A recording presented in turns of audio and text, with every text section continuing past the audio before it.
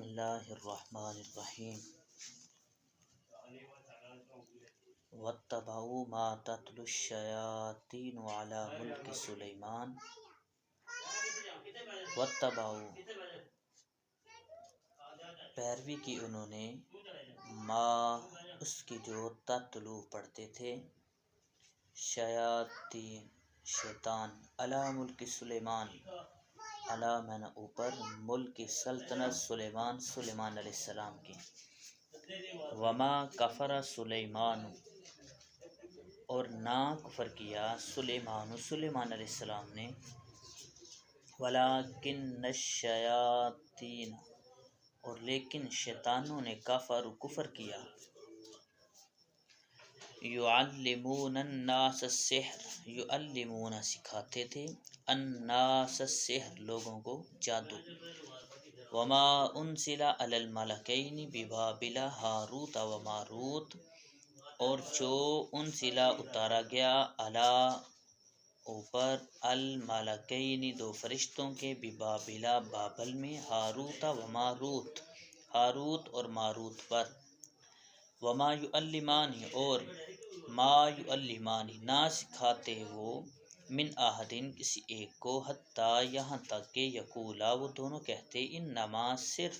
نحن ہم فتنۃ آزمائش میں ہیں فلا تکفر پس تو کفر نہ کر فیتعلمون پس لوگ سیکھتے منہما ان دونوں سے ما یفرقون وہ چیز کہ جو جدائی ڈالے بھی اس کے ساتھ بین درمیان المرء و زوجہ مرد اور اس کی بیوی کے درمیان وما ہم بضارین وما اور ما ہم نہیں تھے وہ بضارین نقصان پہنچانے والے بھی اس کے ساتھ من احدین کسی ایک کو الا مگر باذن اللہ اللہ کے حکم سے ویتعلمون اور وہ سیکھتے ہیں ما یضرہم جو نقصان دے انہیں ولا ینفعہم اور نہ نفع دے وَلَقَدْ اور البتہ تحقیق عالم جاننا انہوں نے لمن اشتراہ البتہ جس نے خریدا اسے ما لہو نہیں اس کے لیے فی الآخرتی آخرت میں من خلاق کچھ حصہ وَلَبِئْسَ مَا شَرَوْا بِهِ أَنفُسَهُمْ وَلَبِئْسَ اور البتہ برا ہے وہ ما جو شروا بھی خریدا انہوں نے بھی اس کے بدلے انفسہم اپنی جانوں کے بدلے لو کانوا یعلمون لو کاش کانوا ہوتے وہ یعلمون جانتے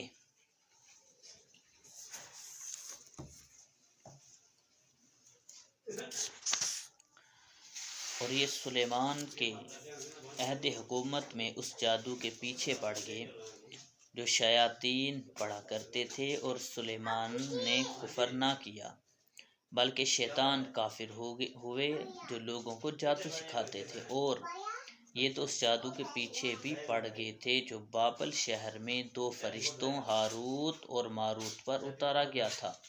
اور وہ دونوں کسی کو کچھ نہ سکھاتے جب تک یہ نہ کہہ لیتے کہ ہم تو صرف لوگوں کا امتحان ہے تو اے لوگو تم اپنا ایمان ضائع نہ کرو وہ لوگ ان فرشتوں سے ایسا جادو سیکھتے جس کے ذریعے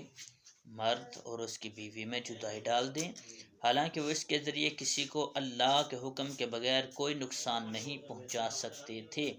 اور یہ ایسی چیز سیکھتے تھے جو انہیں نقصان دے اور انہیں نفع نہ دے اور یقیناً انہیں معلوم ہے کہ جس نے یہ سودا لیا ہے آخرت میں اس کا کچھ حصہ نہیں انہوں نے اپنی جانوں کا کتنا برا سودا کیا ہے کیا ہی اچھا ہوتا اگر وہ جانتے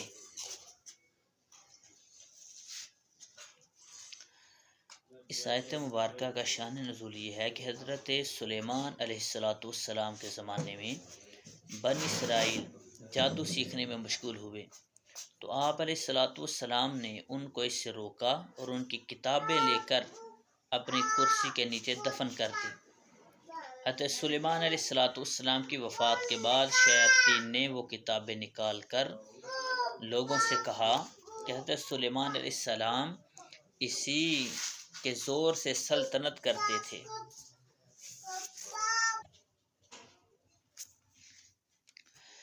بنی اسرائیل کے نیک لوگوں اور علماء نے تو اس کا انکار کیا، لیکن ان کے جاہل لوگ جادو کو حضرت سلیمان علیہ السلام کا علم سمجھ کر اس کے سیکھنے پر ٹوٹ پڑے۔ انبیاء کرام علیہ السلام کی کتابیں چھوڑ دیں، حضرت سلیمان علیہ السلام پر ملامت شروع کر دی۔ ہمارے آقا محمد مصطفیٰ صلی اللہ علیہ وسلم کے زمانے تک یہی حال رہا، اور اللہ تعالیٰ نے حضور اقدس صلی اللہ علیہ وسلم کے ذریعے حضرت سلیمان علیہ السلام کی جادو سے برات کا اظہار فرمایا۔ اس آیت سے معلوم ہوا کہ پیغمبروں سے دشمنوں کے الزام دور کرنا اللہ تعالیٰ کی سنت ہے، جیسا کہ لوگوں نے حضرت سلیمان علیہ السلام پر جادوگری کی تہمت لگائی، اور اللہ تعالیٰ نے اس آیت میں اس تہمت کو دور فرمایا۔ اور نیز یہ بھی معلوم ہوا کہ جادو کرنا کبھی کفر بھی ہوتا ہے جبکہ اس میں کفریہ کلمات ہوں۔ اور اس آیت مبارکہ میں ہاروت اور ماروت دو فرشتوں کا ذکر کیا ہے۔ تو ہاروت اور ماروت دو فرشتے ہیں جنہیں بنی اسرائیل کی آزمائش کے لیے اللہ تعالیٰ نے بھیجا تھا۔ ان کے بارے میں عوام الناس میں غلط قصے بہت مشہور ہیں، اور وہ سب باطل ہیں، جھوٹے ہیں۔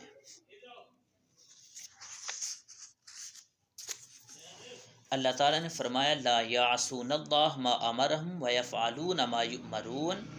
اس آیت میں اللہ نے فرشتوں کی شان کو بیان کیا کہ فرشتوں کے بارے میں عقیدہ یہ ہے کہ یہ گناہوں سے معصوم ہیں، وہ فرشتے اللہ کے حکم کی نافرمانی نہیں کرتے اور وہی کرتے ہیں جو انہیں حکم دیا جاتا ہے۔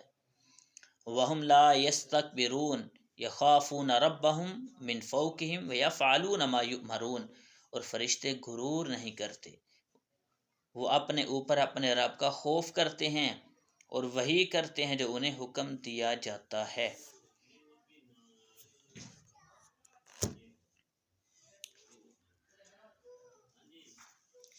یہاں پر علماء نے جادو کی کئی تعریفیں بیان کی ہیں۔ ان میں سے ایک یہ ہے کہ کسی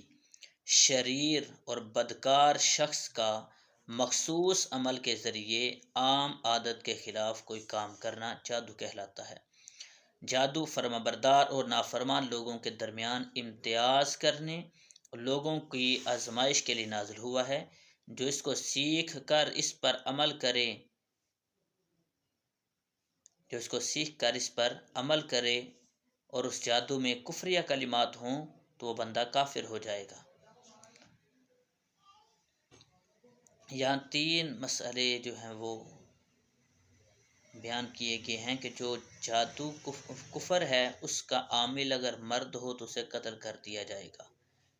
اور جو جادو کفر نہیں مگر اس سے جانیں ہلاک کی جاتی ہیں تو اس کا عامل ڈاکو کے حکم میں ہے،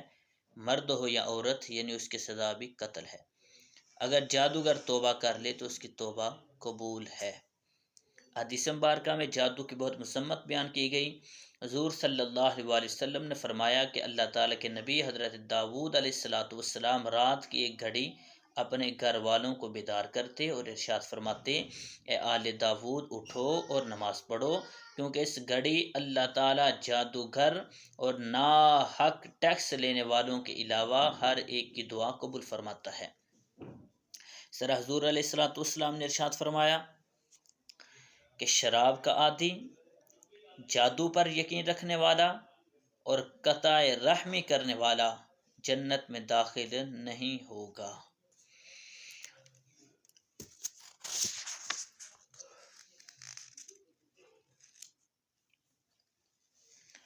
وَلَوْ أَنَّهُمْ آمَنُوا وَاتَّقَوْا لَمَثُوبَةٌ مِّنْ عِندِ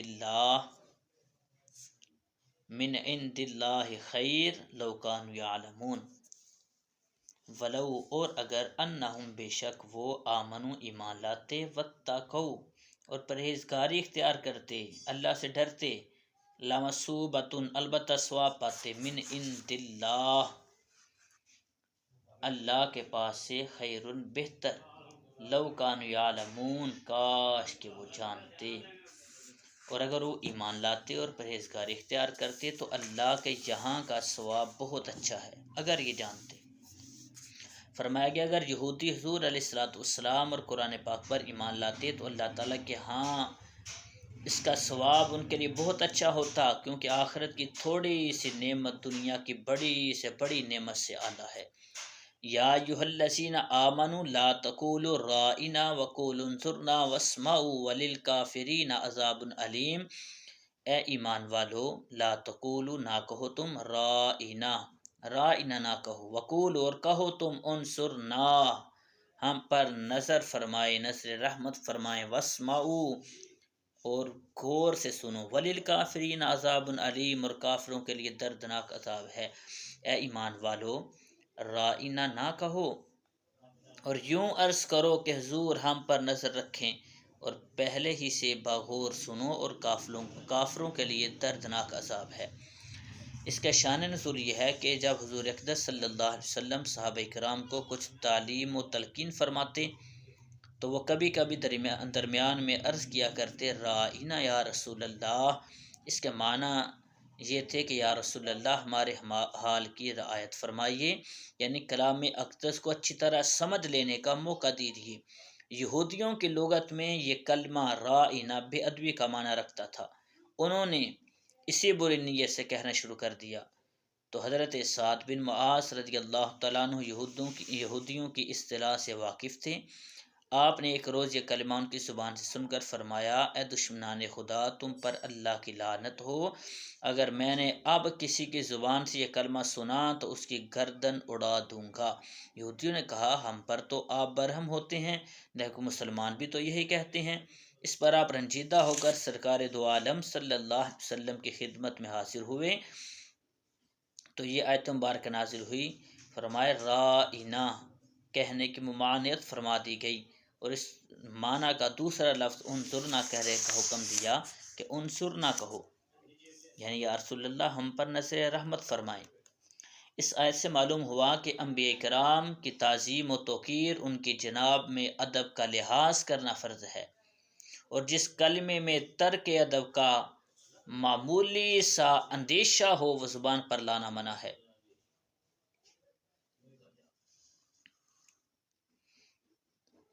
اور فرمایا واسمعوا اور غور سے سنو، حضور صلی اللہ علیہ وسلم کے کلام فرمانے کے وقت ہماتن گوش ہو جاؤ تاکہ یہ عرض کرنے کی عادت ہی نہ رہے۔ حضور علیہ الصلوۃ والسلام توجہ فرمائیں کیونکہ دربار نبوت کا یہی ادب ہے۔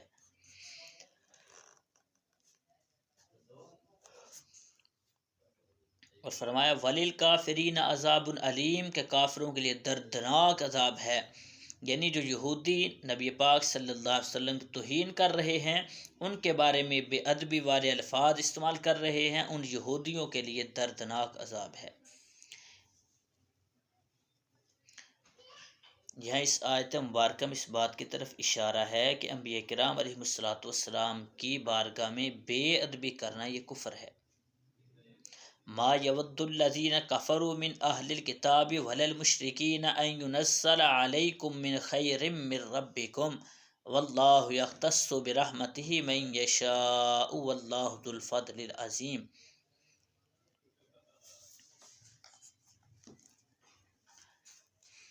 ما نہیں یود پسند کرتے الذین وہ جو کفروا جنہوں نے کفر کیا من اہل الکتاب اہل کتاب میں سے، ولا المشرکین اور نہ ہی مشرک لوگ، ان ینزل یہ کہ اتاری جائے علیکم تمہارے اوپر من خیرن من ربکم تمہارے رب کی طرف سے کوئی بھلائی، واللہ اور اللہ یختص خاص فرماتا ہے برحمتہ من یشاء اپنی رحمت کے ساتھ جسے چاہتا ہے، واللہ ذو الفضل العظیم اور اللہ بڑے فضل والا ہے۔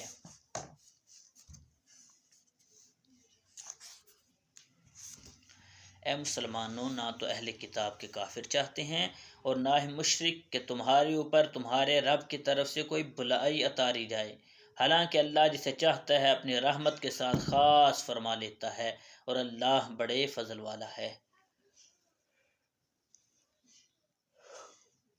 اس آیت مبارکہ کا شان نزول یہ ہے کہ یہودیوں کی ایک جماعت مسلمانوں کے ساتھ دوستی اور خیر خواہی کا اظہار کرتی تھی۔ ان کی تکذیب میں یہ آیت نازل ہوئی اور مسلمانوں کو بتایا کہ یہ کفار خیر خواہی کے دعوے میں جھوٹے ہیں۔ جو بظاہر تمہارے بن رہے ہیں یہ کافر جھوٹے لوگ ہیں۔ اور یہی وجہ ہے کہ آج کے ہمارے حکمرانوں کو بھی سمجھنا چاہیے کہ یہ جو ہے غیر مسلموں کے ساتھ اور ان کی خاطر جو ہے اپنے لوگوں کو مار رہے ہیں، قتل کر رہے ہیں، کہ ہم سے امریکہ خوش ہو جائے، اسرائیل خوش ہو جائے، یہ سارے یہودی لوگ ان سے خوش ہو جائیں، ہمارے حکمران وہ اس غلط فہمی میں ہیں۔ لیکن رب العالمین نے فرمایا نہ تو اہل کتاب اور نہ ہی مشرکین، فرمایا یہ کبھی بھی تم سے راضی نہیں ہو سکتے، اور نہ ہی یہ کبھی مسلمانوں کے خیر خواہ ہو سکتے ہیں۔ اور فرمایا یا ایھا الذین آمنوا لا تتخذوا اليہود والنصارى اولیاء بعضهم اولیاء بعض۔ اس کا مفہوم یہ ہے کہ اے ایمان والو، یہ یہود و نصارہ، یہودی اور عیسائی، فرمایا یہ تمہارے کبھی بھی دوست نہیں ہو سکتے، یہ تمہارے خیر خواہ نہیں ہو سکتے۔ بعضهم اولیاء بعض، یہ آپس میں ایک دوسرے کے دوست ہیں لیکن مسلمانوں کے دوست نہیں ہیں، مسلمانوں کی یہ خیر خواہ کبھی نہیں ہو سکتے۔ اللہ رب العالمین نے قرآن پاک کے اندر پہلے سے منع فرما دیا کہ یہ کافر لوگ، یہودی عیسائی لوگ مسلمانوں کے دوست نہیں ہو سکتے، ان کے خیر خواہ نہیں ہو سکتے، یہ آپس میں ایک ہیں لیکن مسلمانوں کے خلاف ہیں۔ تو اللہ رب العزت ہمیں آقا کریم علیہ الصلوۃ والسلام کی سیرت پر عمل کرنے کی توفیق عطا فرمائے، حضور علیہ الصلوۃ والسلام کے طریقے کو اپنانے کی توفیق عطا فرمائے۔ وما توفیقی الا باللہ۔